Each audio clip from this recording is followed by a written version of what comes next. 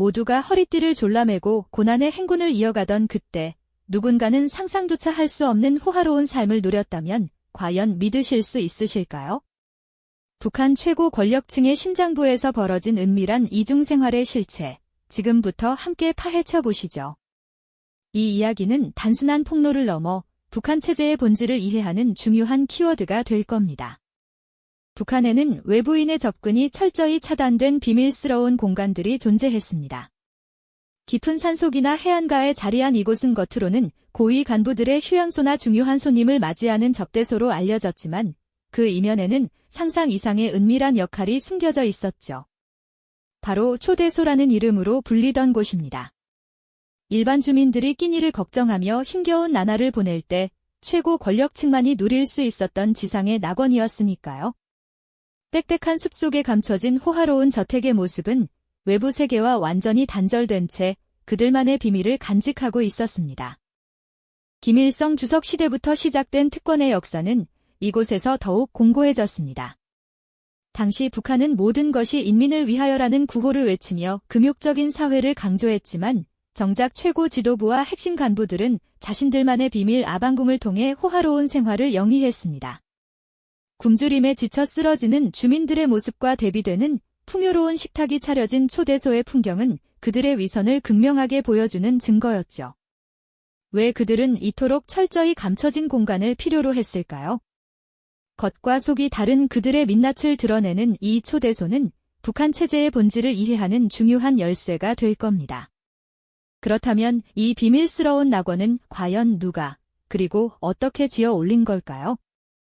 초대소 건설에는 상상조차 할 수 없는 인력과 자원이 동원되었습니다. 일반 주민들은 제국 건설이라는 미명 아래 강제적으로 건설 현장에 투입되어 혹독한 노동에 시달려야 했죠. 그들이 흘린 땀방울과 희생 위에 최고 권력층의 탐욕스러운 욕망이 거대한 건축물로 솟아났습니다. 일반 주민들의 고된 노동 현장과 너무나도 다른 이 비밀스러운 공간은 철저히 그들만을 위한 것이었습니다. 북한 내부에서 조달하기 어려운 최고급 건축 자재와 가구, 심지어는 식재료까지 해외에서 은밀하게 밀수되었습니다. 유럽의 고급 대리석, 일본의 최신 가전제품, 프랑스의 명품 와인 등 세계 각지의 진귀한 물품들이 오직 초대소만을 위해 북한으로 들어왔죠. 최고급 식재료가 초대소로 운반되는 모습은 바깥 세상과는 동떨어진 그들만의 풍요로움을 극명하게 보여줍니다. 권력자들의 취향과 욕망은 초대소 곳곳에 고스란히 반영되었습니다. 호화로운 연회장은 물론 최신 시설을 갖춘 실내 수영장, 노래방과 같은 오락시설, 심지어는 개인 영화관까지 마련되어 있었다고 합니다.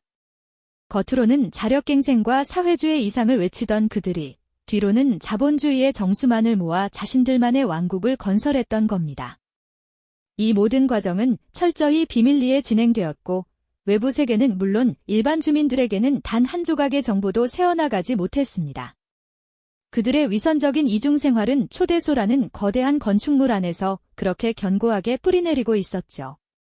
이 지상 낙원의 건축은 최고 권력층의 은밀한 욕망이 어떻게 체제 유지의 도구로 변모하는지를 여실히 보여주는 증거가 아닐까요? 이처럼 베일에 쌓인 초대소는 과연 어떤 손님들을 맞이했을까요? 이제 그곳에서 펼쳐진 권력자들의 은밀한 이중생활을 본격적으로 들여다볼 차례입니다. 네, 그렇습니다. 최고 권력층의 은밀한 욕망이 빚어낸 이 비밀스러운 공간, 초대소는 단순히 쾌락만을 위한 곳이 아니었죠. 이곳은 체제 유지를 위한 정교한 전략이 숨쉬는 말 그대로 권력의 심장부였습니다. 겉으로는 인민을 위한다는 명분 아래 그들만의 지상 낙원에서 벌어진 일들은 상상을 초월합니다. 초대소의 화려한 연회장에서는 언제나 술잔이 오가고 웃음꽃이 피어났지만 그 이면에는 날카로운 권력 암투가 숨어 있었죠. 간부들은 서로에게 미소를 지으면서도 실은 상대방의 일거수일투족을 주시하고 있었습니다. 누가 김일성, 김정일의 마음에 들었는지, 누가 실세로 떠오르고 있는지 작은 몸짓 하나, 말 한마디에도 촉각을 곤두세웠을 겁니다. 미묘한 시선들이 교차하는 연회장은 마치 거대한 체스판과 같았을 테죠. 충성을 맹세하고 권력을 공고히 하는 장소로도 활용되었는데요. 최고 지도자는 이곳에서 간부들에게 특별한 선물을 베풀기도 하고 때로는 은밀한 지시를 내리며 충성심을 확인했습니다. 이른바 기쁨조라 불리는 여성들은 단순히 유흥을 제공하는 존재를 넘어 권력자들의 심중을 파악하고 정보를 수집하는 도구로도 활용되었다고 합니다. 술에 취해 흐트러진 언행이나 사적인 대화는 모두 비밀리에 기록되거나 보고되었을 가능성이 농후하죠. 초대소는 그렇게 철저한 감시망 아래 놓여 있었습니다. 그곳의 벽과 천장에는 눈에 보이지 않는 감시 장치가 설치되어 있었을 테고요. 모든 대화는 녹음되고 모든 움직임은 기록되었을 겁니다. 연회장에서 오가는 대화, 은밀한 만남, 심지어 개인적인 취향까지도 최고 권력층에게는 중요한 정보가 되었을 겁니다. 이런 정보들은 간부들을 통제하고 숙청의 빌미를 잡거나 혹은 더 큰 충성을 이끌어내는데 악용되었을 겁니다. 초대소는 그야말로 권력의 생사를 가르는 냉혹한 무대였던 셈이죠. 이곳에서는 인간적인 유대나 신뢰는 찾아보기 어려웠을 겁니다. 오직 권력에 대한 탐욕과 생존을 위한 계산만이 난무했을 테니까요. 그렇다면 이러한 초대소의 존재는 오늘날에도 계속되고 있을까요? 안타깝게도 북한 최고 권력의 속성은 김정은 시대에도 크게 변하지 않은 것으로 보입니다. 위성사진으로 드러나는 북한 전역의 호화로운 시설들, 특히 해변가나 산속 깊숙이 자리 잡은 고급 휴양시설들은 과거의 초대소와 다를 바 없는 역할을 하고 있을 것이라는 추측이 지배적이죠. 외부는 물론 대다수 북한 주민들의 눈에는 철저히 감춰진 채 말입니다. 김정은 위원장 역시 할아버지 김일성, 아버지 김정일과 마찬가지로 이러한 비밀 초대소를 적극적으로 활용하고 있다는 정황들이 포착됩니다.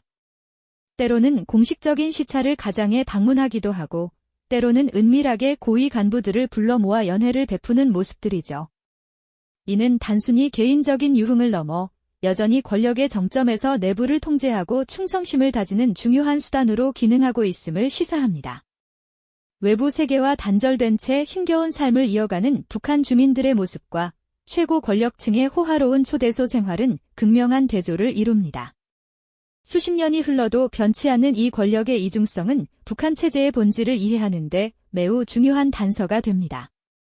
겉과 속이 다른 권력에 민낯든 시대가 바뀌어도 여전히 건재하다는 사실은 우리에게 깊은 무력감과 함께 냉철한 현실 인식을 요구하는 듯하죠. 초대소는 단순한 건물이 아니라 북한 권력의 변치 않는 속성을 상징하는 거울과도 같은 존재라고 할 수 있을 겁니다. 그곳에서 펼쳐지는 이야기들은 여전히 현재 진행형인 셈이죠. 변치 않는 권력의 속성을 담고 있는 초대소. 그렇다면 이 비밀스러운 공간들은 대체 누가 어떤 과정을 거쳐 만들었을까요? 상상조차 어려운 호화로움을 자랑하는 이 지상의 낙원은 결코 저절로 생겨난 것이 아니었습니다. 모든 인민이 허리띠를 졸라매고 고난의 행군을 이어가던 그 시절에도 최고 권력자들은 자신들만을 위한 특권적인 휴식처를 짓기 위해 실로 엄청난 자원과 인력을 동원했죠. 북한 전역의 숙련된 기술자들은 물론 심지어 아무것도 모르는 일반 주민들까지 강제적으로 건설 현장에 동원되었을 겁니다. 그들은 비좁은 숙소에서 잠자며 고된 노동에 시달렸지만 정작 자신이 짓고 있는 이 으리으리한 건물이 누구를 위한 것인지 그 안에서 어떤 호화로운 일들이 벌어질지는 상상조차 할 수 없었을 테죠. 그저 묵묵히 시키는 대로 벽돌을 나르고 시멘트를 개는 일상이 전부였을 뿐입니다. 초대소의 내부를 채우는 최고급 시설과 물품들을 조달하는 과정 또한 은밀하고 치밀했습니다. 스위스제 최고급 시계, 일본산 최신형 전자제품, 유럽의 명품 가구와 수려한 식기류 등 외부 세계와 철저히 단절된 북한에서는 꿈도 꿀 수 없었던 사치품들은 비밀리에 해외에서 밀수되거나 특수 경로를 통해 들여왔다고 전해집니다.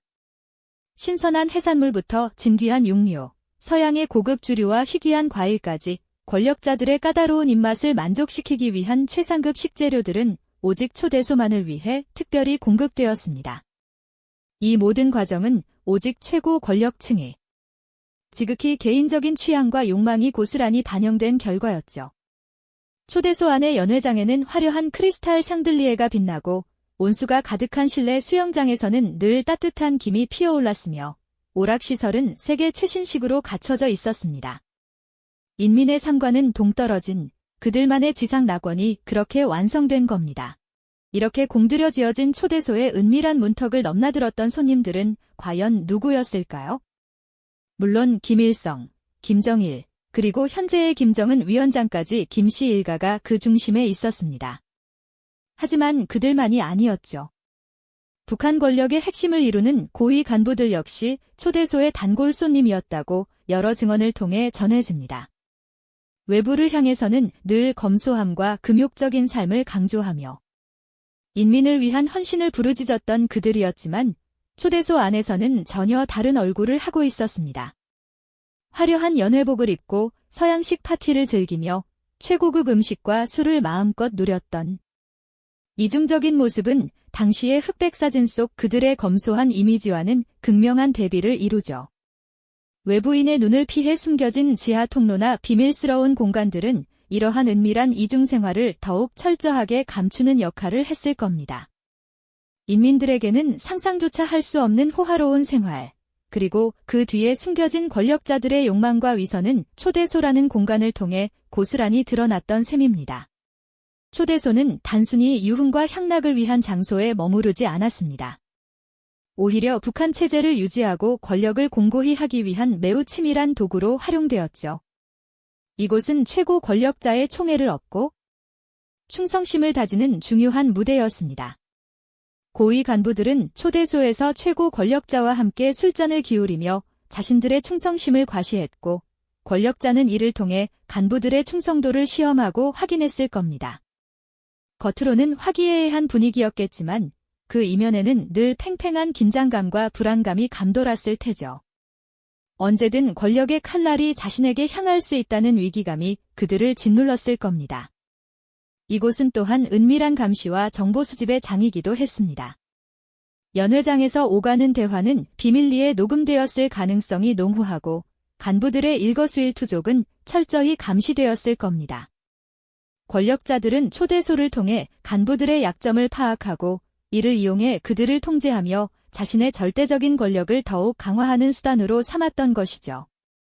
때로는 권력자에게 선물처럼 제공되는 여성들이 이러한 감시와 정보 수집의 역할을 하기도 했다는 충격적인 증언도 있습니다. 이렇듯 북한의 초대소는 단순한 유흥 공간을 넘어 최고 권력층의 내부를 통제하고 권력을 유지하기 위한 정교한 도구로 활용되었던 것이죠. 간부들의 충성심을 시험하고 약점을 잡아 통제하는 한편 은밀한 정보 수집의 장으로 기능하며 권력의 그물망을 더욱 촘촘하게 엮어갔습니다. 하지만 이러한 초대소의 존재와 역할이 과연 과거의 이야기로만 그치는 걸까요? 안타깝게도 최고 권력의 이중적인 얼굴은 김일성 시대나 김정일 시대를 넘어 현재의 김정은 시대에까지 변함없이 이어지고 있습니다. 오늘날에도 북한 곳곳에는 여전히 초대소로 추정되는 시설들이 존재하며 은밀히 운영되고 있는 것으로 알려져 있습니다. 위성사진을 통해 포착된 평양 인근의 호화로운 건물들과 해안가의 고급 휴양시설들은 과거와 마찬가지로 외부 세계와 철저히 단절된 채 최고 지도층과 핵심 간부들의 전용 공간으로 활용되고 있을 가능성이 높습니다. 겉으로는 인민을 위한 지도자를 자처하며 민생을 강조하지만 그 이면에서는 자신들만의 특권을 누리며 호화로운 생활을 영위하는 이중적인 모습은 대를 이어 계속되고 있는 셈이죠. 어쩌면 과거보다 더 현대적이고 세련된 방식으로 진화했을지도 모릅니다. 최고급 수입 자재로 지어진 최신식 건물, 해외에서 공수해온 명품 가구와 식기, 그리고 세계 각국의 진귀한 요리들이 북한 주민들의 고된 삶과는 전혀 다른 세상에서 펼쳐지고 있을 겁니다. 김정은 위원장이 공개석상에서 보여주는 검소하고 인민적인 모습은 이러한 초대소의 은밀한 풍경과 극명한 대비를 이룹니다. 마치 한 편의 잘 짜인 연극처럼 대중에게는 인민의 지도자로 내부적으로는 절대 권력자로서의 위엄을 과시하는 이중적인 가면을 쓰고 있는 것이죠. 이는 단순한 개인의 이중성을 넘어 북한 체제 자체가 지닌 본질적인 모순을 적나라하게 보여주는 대목입니다. 인민을 위한 공산주의 국가를 표방하면서도 소수 엘리트 계층만을 위한 특권과 향락을 공공연히 허용하는 현실은 그들의 체제 선전이 얼마나 허구적인지를 단적으로 드러내고 있습니다. 결국 북한의 비밀 초대소는 단순히 권력자들의 유흥을 위한 장소가 아니었습니다. 이곳은 북한 권력자들이 자신들의 체제를 유지하고 권력을 공고히 하며 동시에 그들의 위선을 감추기 위해 치밀하게 설계하고 이용해온 체제 유지의 심장과 같은 공간이었던 거죠. 겉으로는 인민을 위하는 척하지만 실상은 자신들의 쾌락과 권력만을 탐하는 북한 최고 권력의 민낯이 가장 극적으로 드러나는 지점이 바로 초대소였습니다. 강렬한 충격과 함께 북한 체제의 본질에 대한 깊은 이해와 비판적 인식이 최고조에 달하는 순간이죠. 이 비밀 초대소 이야기는 단순히 과거의 에피소드나 흥미로운 폭로에 그치지 않습니다. 지금도 북한 체제가 어떻게 유지되고 있는지, 그 권력의 속성이 어떻게 작동하는지를 이해하는 중요한 단서이자 통찰을 제공하죠. 우리가 북한을 바라보는 시각을 더욱 입체적으로 만들고 그들의 감춰진 진실을 파헤치는데 결정적인 역할을 하는 겁니다. 겉과 속이 다른 권력의 이중성은 비단 북한만의 이야기일까요? 감춰진 진실을 파헤치는 우리의 여정은 계속되어야 합니다. 다음 이야기에서는 북한 권력의 또 다른 숨겨진 얼굴, 대남 공작의 은밀한 역사에 대해 심층적으로 파헤쳐볼 예정입니다. 이 영상이 도움이 되셨다면 좋아요와 구독 부탁드립니다. 여러분의 응원이 제게 큰 힘이 됩니다. 다음 영상에서도 더 유용한 정보를 공유하겠습니다. 감사합니다.